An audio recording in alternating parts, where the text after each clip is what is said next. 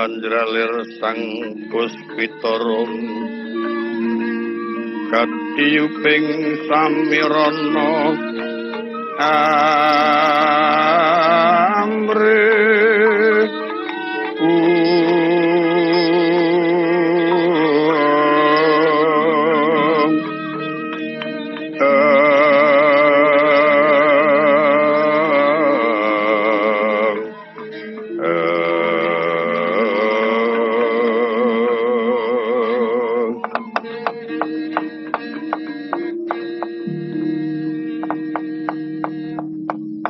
Sinarita rikala semana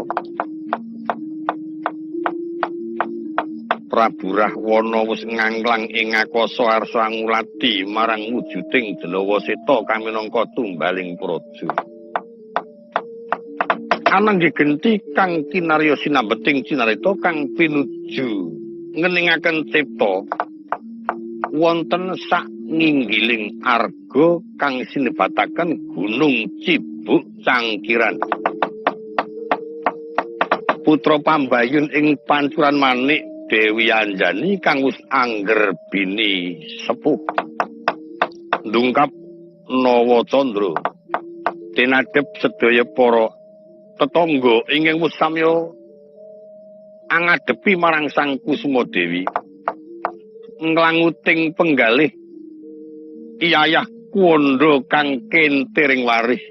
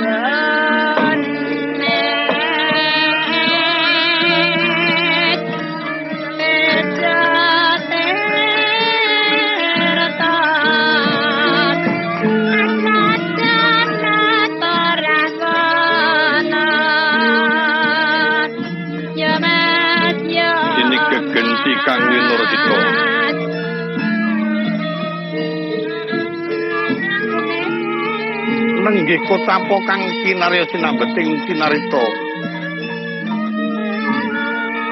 punika warnanira ing padukuhan Cibuk Cangkiran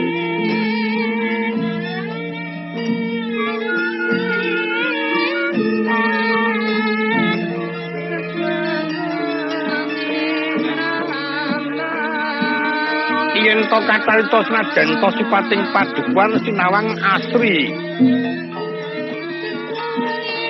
pinata amangkraken palogo ingkang langkung wiyar ngananaken pager watu saha ngiringaken jurang turi tinata kang rapi kang rirengga wangunan Edi Peni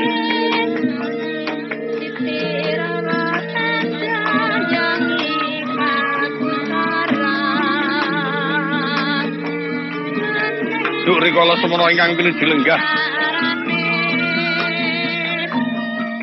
amresani sesawangan ingkang sanget nggenya nandhang priatos putra Pambayun ing panturan manik ingkang kekasih Dewi Anjani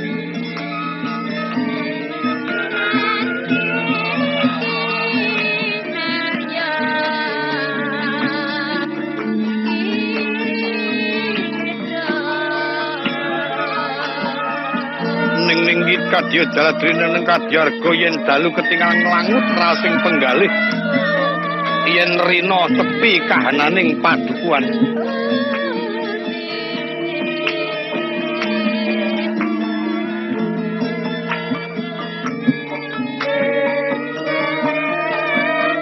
Duk rikala semana pinuju pepanggihan kaliyan para tetangga kang uga wis ngaunani yen to iku isih praing ratu Binathara. Pramila kang kathah samya sumungkem kang kathah sami ngaosi.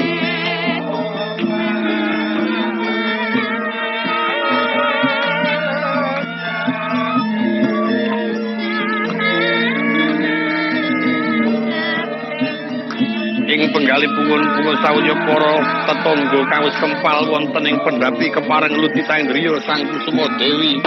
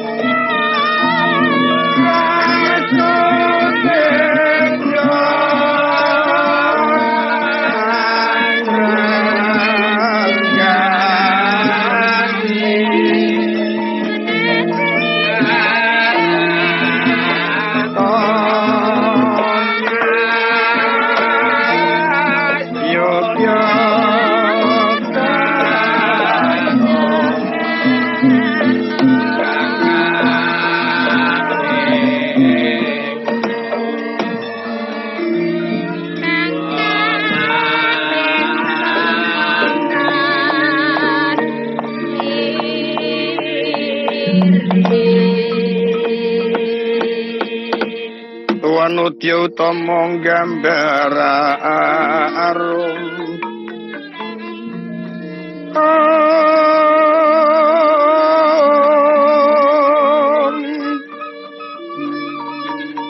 gambar arum sang kusuma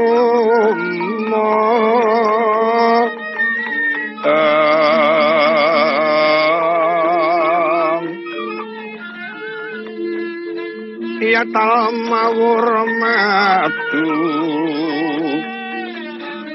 Bronto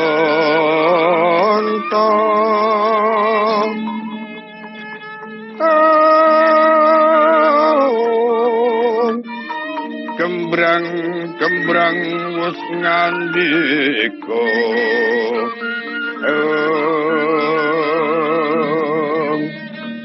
tumandu ing Sang Martuwadana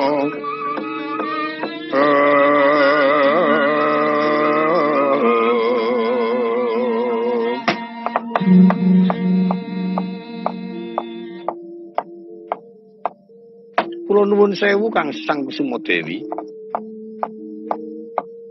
Senadyan to panjenenganipun lenggah wonten ing Padukuhan Cibuk Cangkiran. Namung sedaya para rencang-rencang utawi tetangga sampun ngawuningani yen to paduka menika tasih traing Narendra Binathara.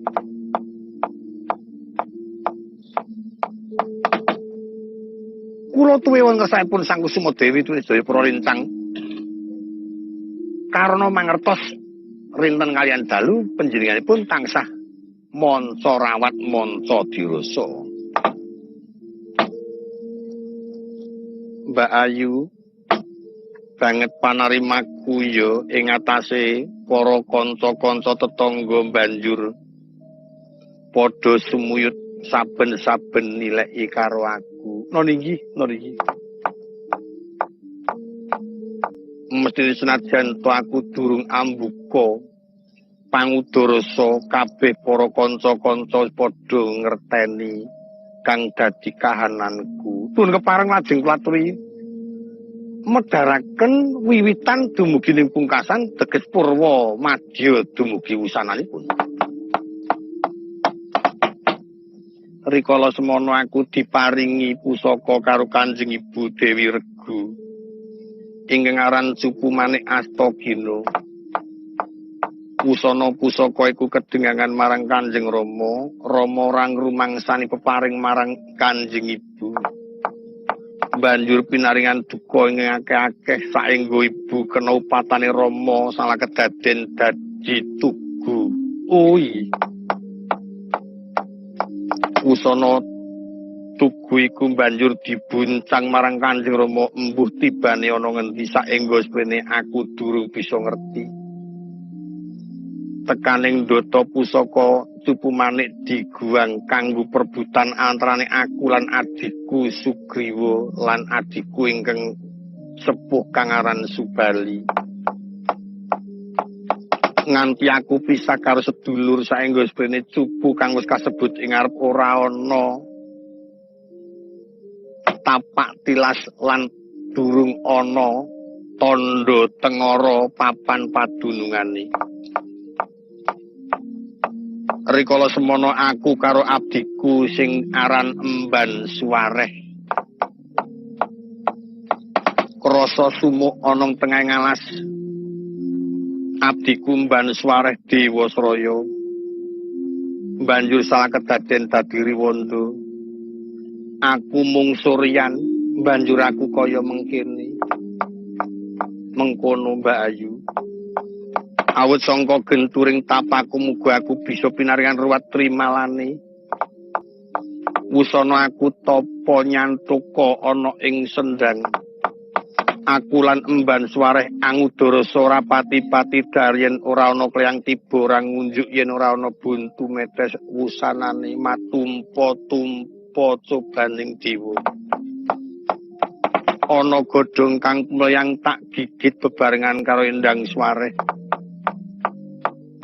Tekaning ndata aku nampa coba nggerbini kang tanpa ngrumangsani ngladeni marang garwa kaya mengkene wujude Mbak Ayu.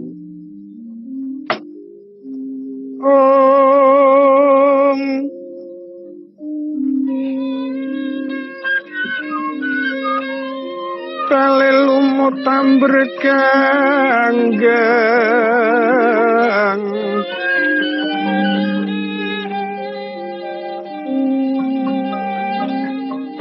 lamun mati aja dadi dewa ratu.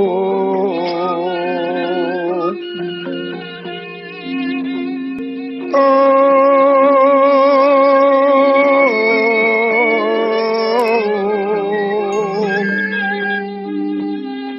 sukma ilang kontrang kantringan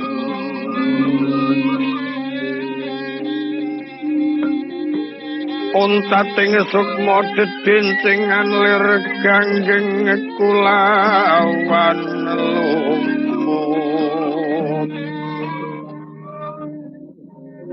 manuta ilining tirta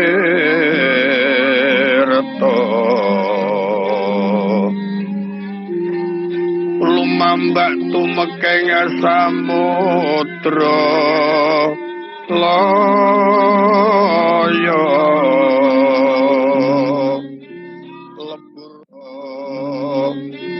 lebur katiuping mondro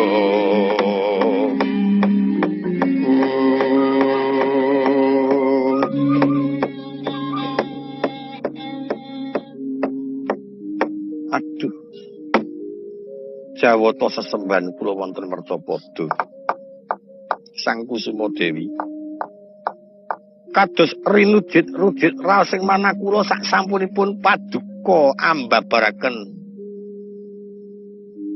pengendikanipun wiwitan ngantos dumugi pungkasan. Mbok Nedi apa kulo ngerti yo Gusti Muraden Ayu kuwi nggerbini sing tanpa kakung mustahil. Ora mustahil ki apa jajali? Nek jane ya mbok menawa ming ora ngakoni. Ning apa ya kelakon piyayi kok cidro? Oke wae. Lurah goroh ya ana. Tegese ngapusi arep ngejak plesir-plesir asido. Oh, arek minggon senengamu dolan. Mbok menawa iki minangka kanggo coba Gusti apa? Lajeng sakmenika kengabdi mban suwareh dhateng pundi? Dheweke ya wis ngrebini sepuh iki. Ing wektu iki tak dawuhi mapan ana Gunung Ketelamaya. Supaya mrihatinake marang ponang bayi kang uga ana jroning guwa garba Mbak Ayu. Wis ana-ana wae. Lajeng menapa paduka kepareng badhe kula dherekaken kundur wonten pancuran maneh sedaya para tetangga badhe nderek. Sumurupa yen wektu iki ing kraton pancuran maneh wis dadi sungsang bono bali.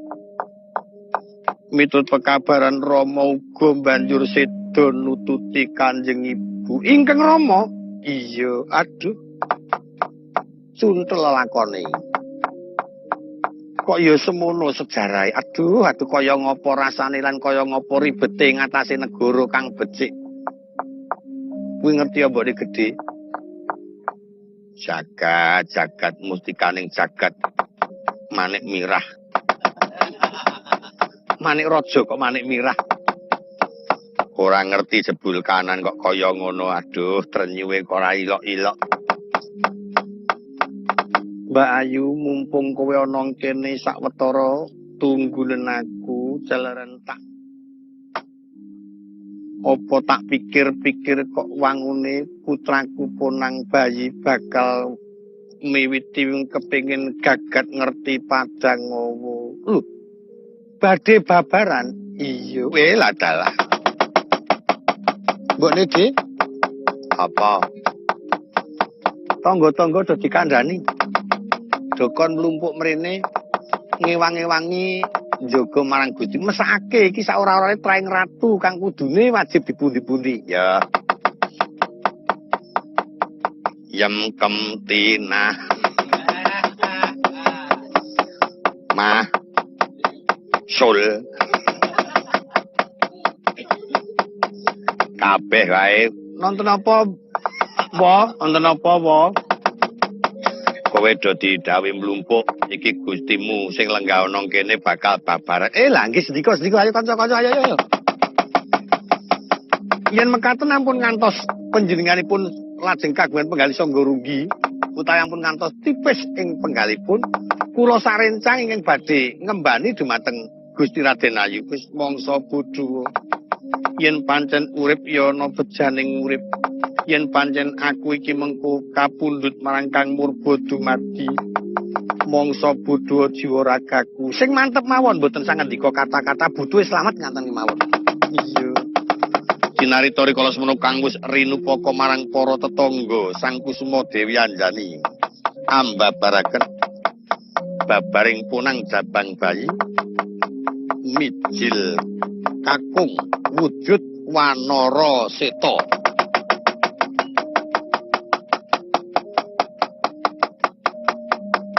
rikala semana pujangganing Jawata kang linangkung kaminangka dadi singkating carita ari-ari kang sumusul tut muri marang punang jabang bayi kaya dinampa sebdaning Jawata ilang sipating ari-ari uga dadi punang bayi wujude Denawa Seta kaget Kang Samya angrencangi priatos marang Sang Kusuma Dewi Anjani singkating carita katarima ing panuwun pinanewi Dagda Biak Langse Gundala Giri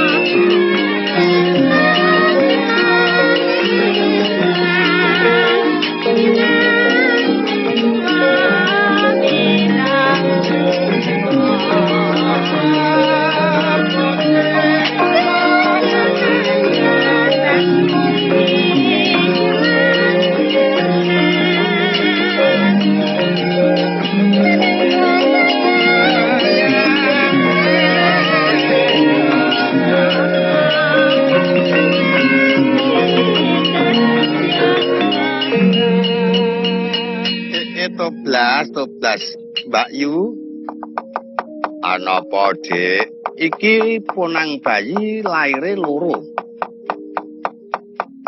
wujude kok kaya kewan genane ora beres iki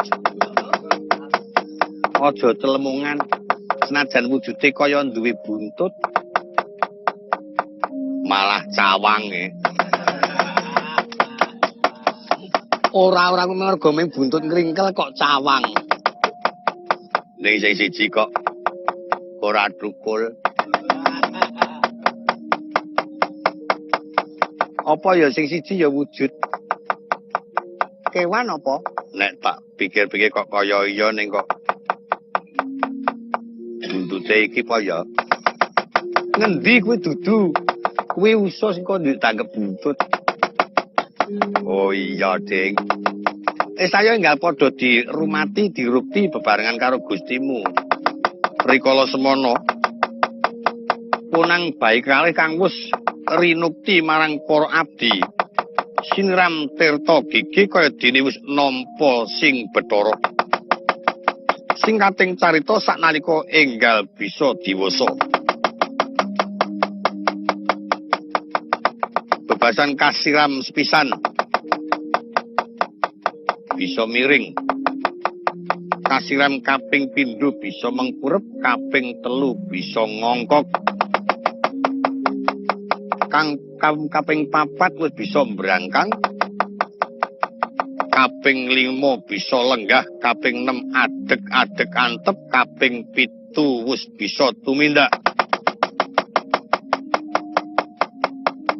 kaping 8 wis kanthi gumajang kewer kaping 9 wis pinter celathu ndungkap ingkang pungkasan kaping 11 kaya wis wuwuh penggalihira sanalika kadharaken ngadhep ingkang ibu pungun-pungun Sang Kusuma prisa marang kang putra kekalih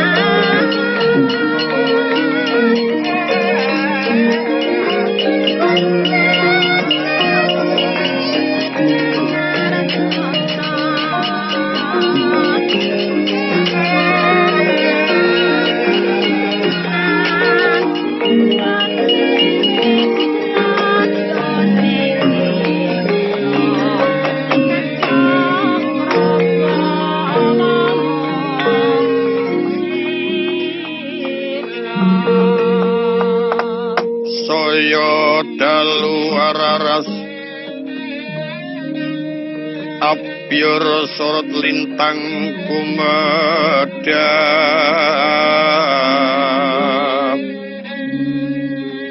titik sonyo matyo latri lumrang gandaning apus pito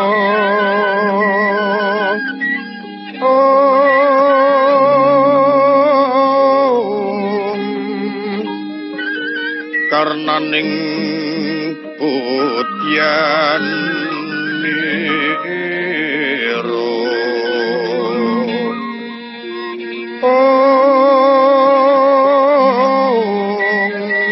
sangat duit Jawa rombrengeng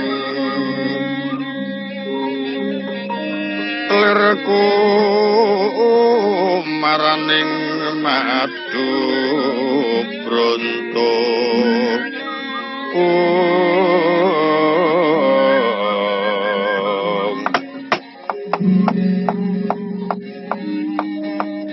iki putraku ponang jabang bayi Mbak Ayu. Uyi menika Raden Ayu. Kula wonten paring dawuh. Wela wonten dawuh menapa? Ya sing gedhe prihatinmu, kowe metu iki nderek ibu ana ing padukuhan Cibuk Cangkiran Dri. Lajeng kula badhe pinaringan kekasih sinten, Bu? Mbak Ayu wonten dawuh kabeh para tetangga diaturi nekseni. Iki putraku bakal tak paring kekasih Bambang Senggono. Oh iya.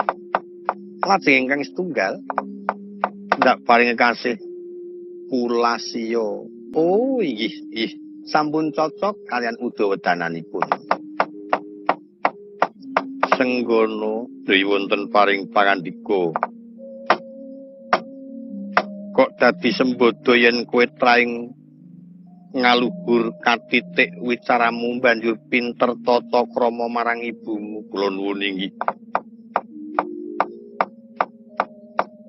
Wektu iki ya kudu dikerasan-kerasanake senajan to mung mapan nonong papan ingkang kaya mengkene. Nggih, estunipun senajan to manjinga wonten lenging semut gesang wonten sak ngandhaping ron pisang. Kula tetep badhe ndherekaken ing dados tindakipun ibu lan kersanipun ibu. Iya. Kejawi saking menika namung ingkang putra badhe nyuwun prisa. Kula pinaringan tumitah wonten Mercapada. Ibu ingkang kinarya lantaran. Lajeng keparenga kula badhe mangertos sinten ingkang ngukir jiwa raga kula. Jagat. Apa rasaya trenyuh pikirku Mbak Ayu takon wong tuwane. Pun kajenengaken bapak bojo kula mawon napa?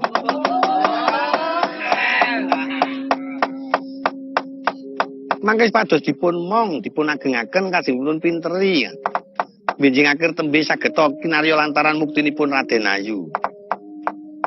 Mesti ora bakal kena digorohi, ora bakal kena diapusi. Senggono wonten dawuh, wis ora perlu takon sudermamu yen kowe takon sudermamu sejatine ingkang nguasani jagat ora kena cinaketan yaiku dewa. Pamupusmu kudu sing nrimo, kowe ora duwe wong tuwa. Bocah kang lair kanthi mung sebdaning dewa. Nanging yen kowe kepengin bakal goleki wong tuwa kang minangka gentine sudermamu, kowe ngawawa Sudarma ana ing kraton Gwokis Krendra. Kuwi pamanmu ingkang jejuluk Prabu Subali, ingkang angka 2 Sugriwa. Mbok menawa gelem ngaku ya kuwi paman matura kanthi terwaca yen kowe putrane Ibu Anjani mengkono ya nggih.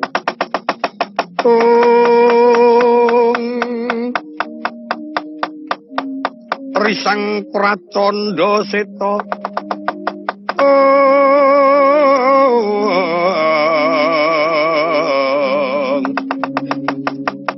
carawon kapimindo ngelingono risang bayu manggarmoyo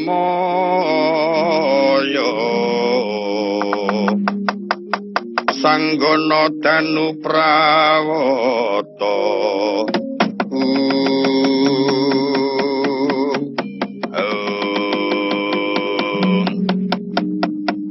yen mekaten kula nyuwun pamit badhe bidhal sakmenika nyuwun tambahing pangestu ya sing ati-ati tak paringi pangestu mangkata senggono kula nuri.